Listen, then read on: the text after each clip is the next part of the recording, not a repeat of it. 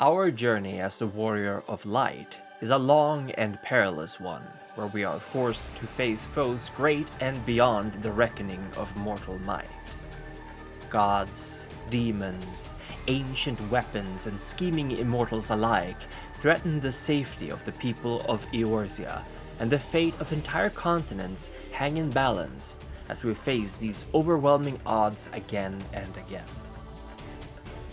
Yet, to every story there is a beginning, and ours is a humble one. Hailing from lands unknown, we find ourselves approaching one of the three Eorzean city-states, Ul'dah, Gridania, or Limsa Lominsa, as passengers aboard a merchant's transport. During our travels, we suffer from a strange dream where a disembodied voice, at once both familiar and unknown, calls out for us to hear, to feel, and to think.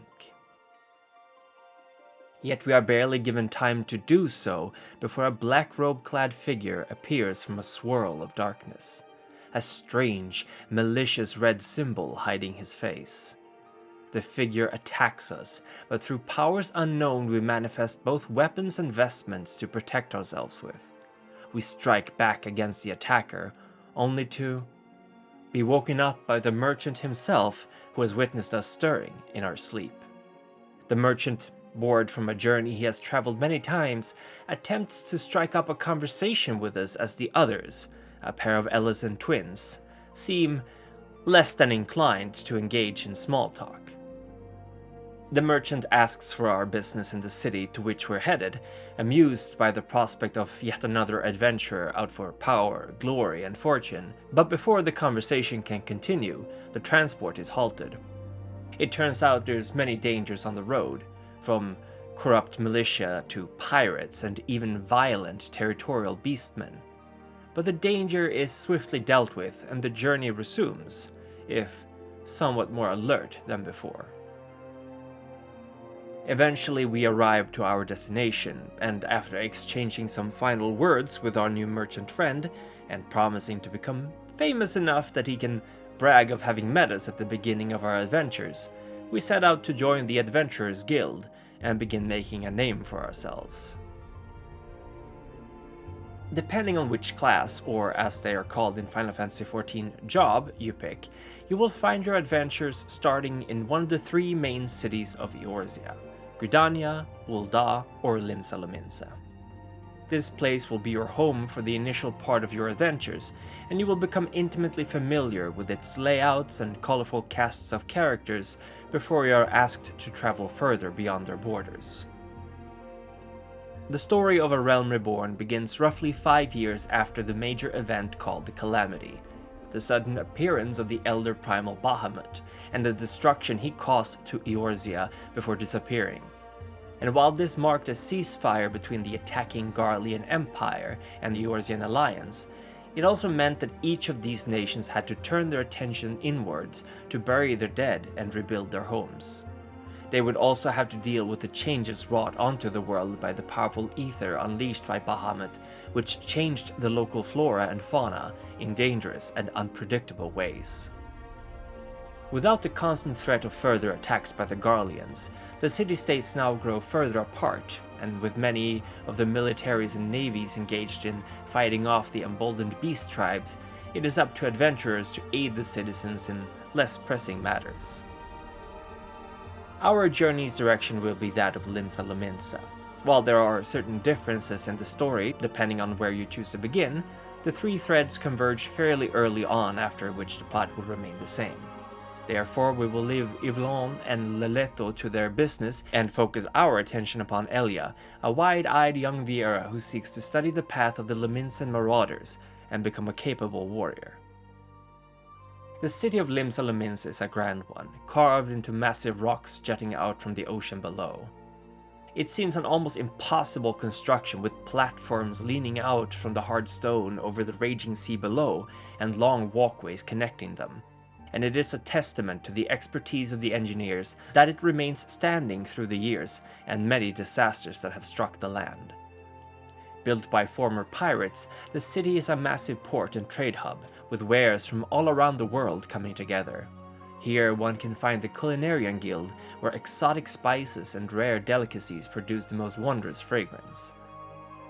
Yet we barely have time to get our bearings in this naval city before we are approached by one of the Yellow Jackets, the local law enforcement. The man points us in the direction of the tavern The Drowned Wench, which also happens to serve as the local branch of the Adventurers Guild, ensuring that we are here for honest work. Baderon, the proprietor of the Wench, has seen countless would-be heroes come and go, and while he welcomes us heartily and helpfully, it is pretty clear that until we make a name for ourselves, we'll have to do most of the work ourselves. He helpfully points us to 3 locations, the Markets, the Marauders Guild, and the Aetherites, letting us know that finding our way around the city is the first step to becoming an adventurer. The Aetherites are a network of magical crystals scattered through the cities and lands of Eorzea that allows for quick and relatively harmless travel between them. By dissolving one's body into pure ether, it allows you to travel at impressive speed to another location, granted that this location is one you have visited before. Finally, before he pats us on the back and sends us off, Baderon reminds us that the best way to get to know the locals and earn some respect is to help anyone who's in need. With the calamity still fresh in people's minds, there are plenty of folk who need help with matters big and small.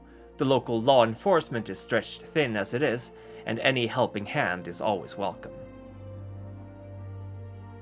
In a future video, I will be going into the layout of Limsa Lominsa and the other major cities in more detail, describing the local celebrities, power brokers, and factions thoroughly, but for now, let us focus on the progression of the story. Once we have familiarized ourselves with our new hometown, Baderon informs us that a friend of his, a Rogadin by the name of Hydaelyn, owns an orchard nearby called Summerford Farms. Hydaelyn is trying to grow crops in the soil that was wreaked by the calamity, and is employing former pirates to help him out. He's been fairly successful, but is in need of more hands, and so Baderon suggests we go help him out. Leaving Limsa Lominsa through the Zephyr Gate, we follow the road northeast towards Summerford Farms, and once we arrive, Hydaelyn is more than happy to employ us to bring some motivation to his buccaneers turned botanists, and after knocking a few heads together, we prove to him we have the mettle for greater things. It turns out that there's a rumored group of kidnappers who have been targeting the people of Limsa Lominsa lately, and apparently some suspicious azure tattooed faces have been spotted near the Summerford Farms lately, scaring Hydaelyn's workers. He doesn't seem particularly concerned about it, but since his farmhands are, he's asking us to check it out, pointing us to a place called the Sea Song Grotto, which these would-be kidnappers might have been squatting in. And while we don't find these kidnappers there, we do find an ancient carving and a mysterious Mikori who can read the writings perfectly. 私は支える波であり、私は導く風である。私は夜の星であり、私は朝の空である。私は海で生を受け、そして海で死に向かう。その筆跡に刻まれた船乗りたちの鎮魂歌よ。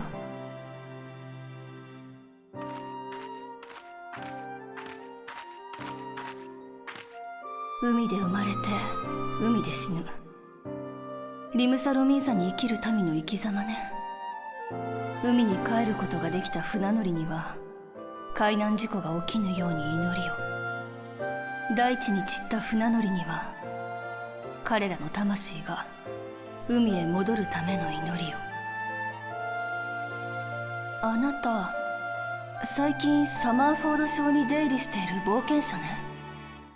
噂の人さらいを追ってたんだけど、外れだったかしら。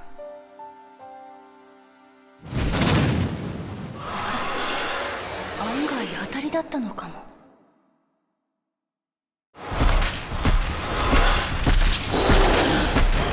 やはりここのエーテルの乱れは人為的なものだったのね。人さらいを追う者がここに2人、それを襲う魔物。こ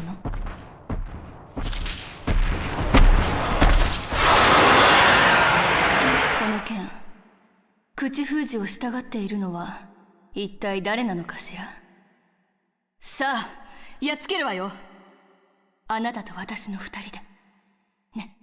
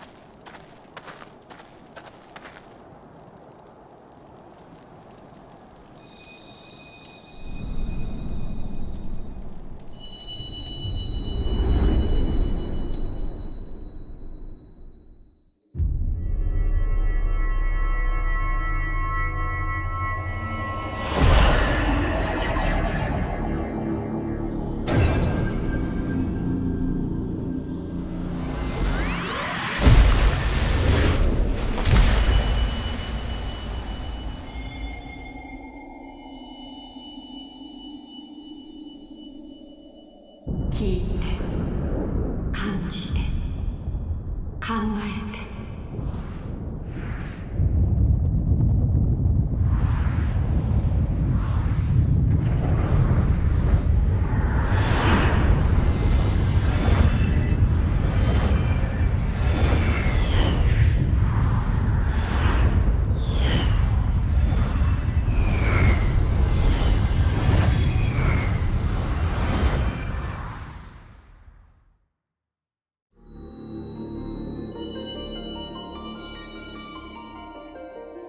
光のクリスタルを手にし者よ。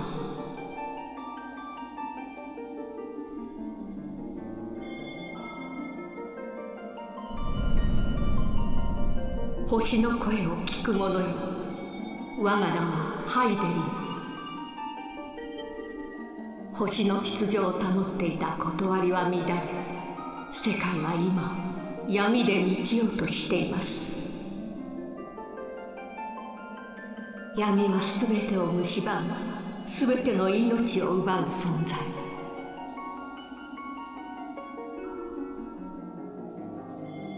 闇に屈せぬ光の意志を持つ者よ。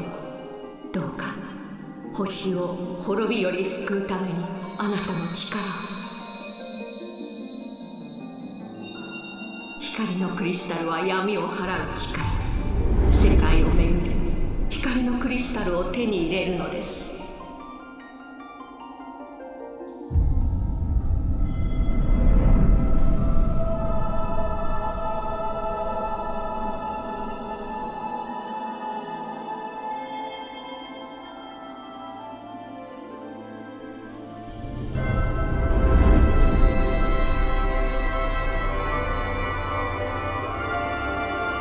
あなたの戦い、魔法が、行動が光のクリスタルを生み出すでしょう。それが光の意志を持つあなたの力。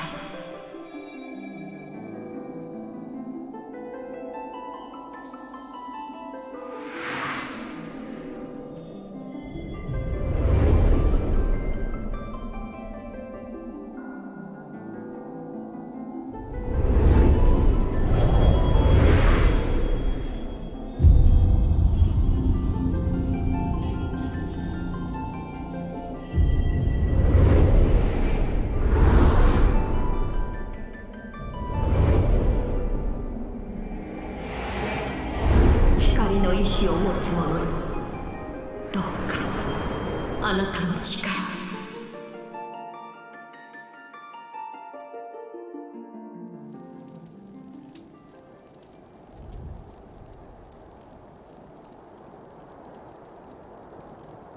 気がついた？やはりこの子無理やりにけしかけられたようね。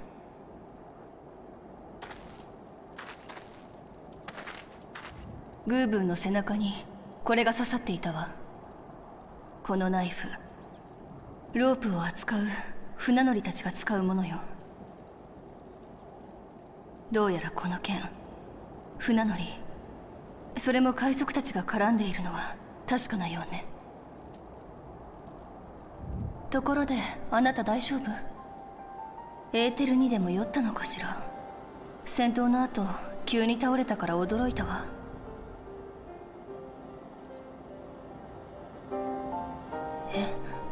大きなクリスタル、一体何の話を。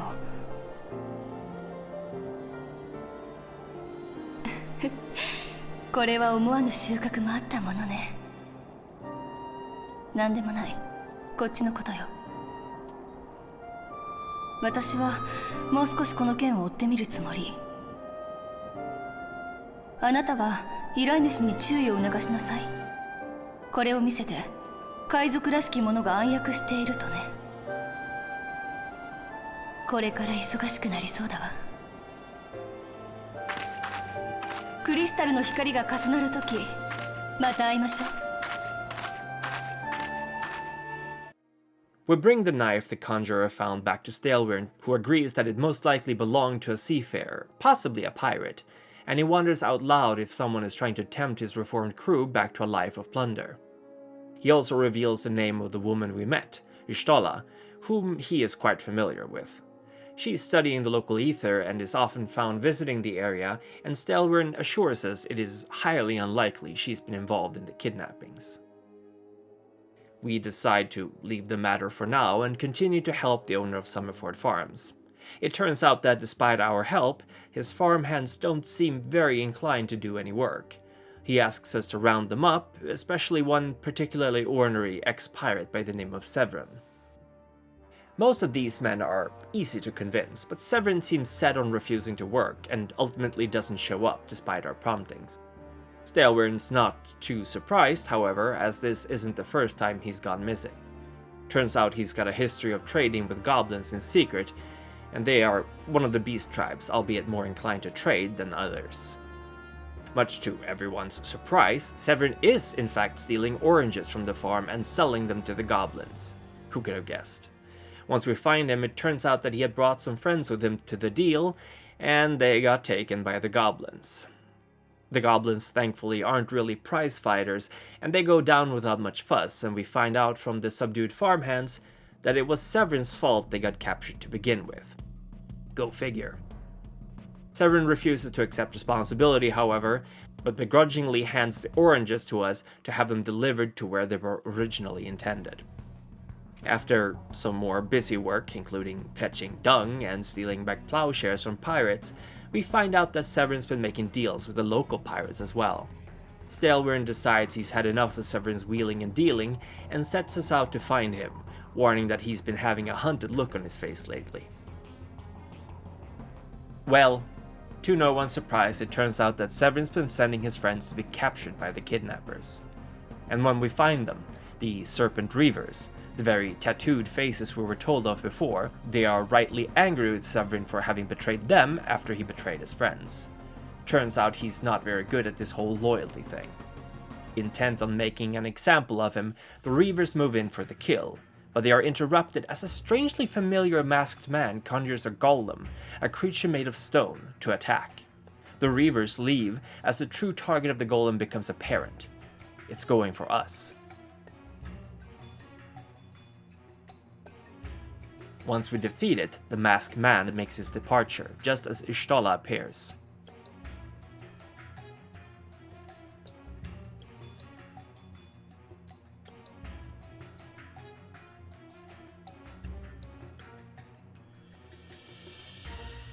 Suddenly we are racked with an overpowering vision, and we see how Ystala spots some pirates of unknown origins whom she speculates may be working with the local beastmen for the kidnapping. These beast tribes worship godlike beings called primals who, much like Bahamut, are nourished by ether and believed to grow powerful and can, with enough ether, be summoned to our world. Ystala fears that the local beastmen, the fish-like Sahagin and the cavernous kobolds, seek to summon their primals through the use of human sacrifice. Another vision strikes us, one from before the fall of Dalamud, and we see Y'shtola watching the moon from the docks of Limsa Lominsa, brooding over the ill omen in the sky. And finally, we see the Mikori moments before she found us in the Seasong Grotto, detecting the etheric disturbances with some sort of technological device she calls Charlean in design. And once we come to again, Y'shtola reports to someone that a person she was chasing, presumably the masked man, has already left. As the mystery thickens, Y'shtola introduces herself and then offers to bring Severin back to Summerford Farms to face the consequences of his actions. Something he welcomes, as it seems the results of his final betrayal made him see reason at last. It turns out that Severin used to be one of the Serpent Reavers, and he confirms that they are servants of the Sahagin, the beastmen who have been terrorizing Limsa Lominsa lately. Severin left the Reavers when he realized, took a new name and a job at the farm, but his former crew found him and forced him to cooperate in the kidnappings of human sacrifice. Severin offers himself up to the Yellow Jackets and is promised a place at the farm by Stelwern once he has served his sentence. With the matter of the kidnapping solved, more or less, Stelwern sends us back to Baderon to report on what we have learned, thanking us for the help we have given his farm. So, somewhat more experienced, but rather more confused about the events surrounding us, we return to the Drowned Wench. Baderon, somewhat surprised by the escalation of events, offers us free room and board at the Drowned Wench in recompense for our hard work. He also introduces us to the process of guild levs, which is a way for citizens of Eorzea to submit petitions for work to be done, and a way for adventurers to quickly earn a few gil and some more notches in the belt. Finally, Baderon lets us know that he thinks we are ready to head to Woad Whisper Canyon in Middle Lanosha to continue our journey. The people there live closer to the Sahagin, and thus closer to danger, and are often in need of capable hands to help with defense, delivery, and other small tasks.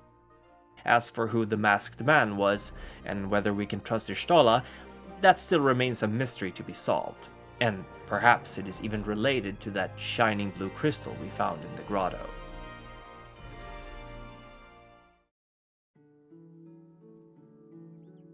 Hello, and thank you so much for watching. I hope you enjoyed this first part of the summary I'm writing up for the main scenario quests of Final Fantasy XIV.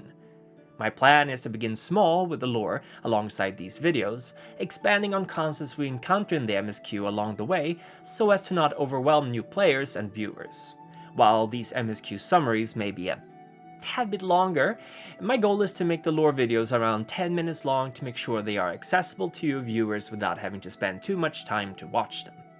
If you're unfamiliar with my other content, I am also known as the Primogen, and I have been making videos on the World of Darkness, an RPG setting of Vampire the Masquerade and other similar titles. Since I'm still testing the waters for this new project, please let me know in the comments below if you have any requests for lore or feedback on my style of videos, and don't forget to like and subscribe, you know the whole deal. Alongside this, I will also be uploading semi-raw footage detailing my journey through Eorzea. I am working hard to catalog all the quests and dungeons and trials of the game, kind of a massive undertaking, but I'm doing it, which I hope you will find useful for your own exploration of the setting. I would also like to thank my patrons for their support, all of whom should be showing up on screen now. Your patience and kindness have kept me going through the years, and thank you so much. Finally, if you happen to be playing on the European Cerberus server and spot me, do say hi. So, until next time, lally ho!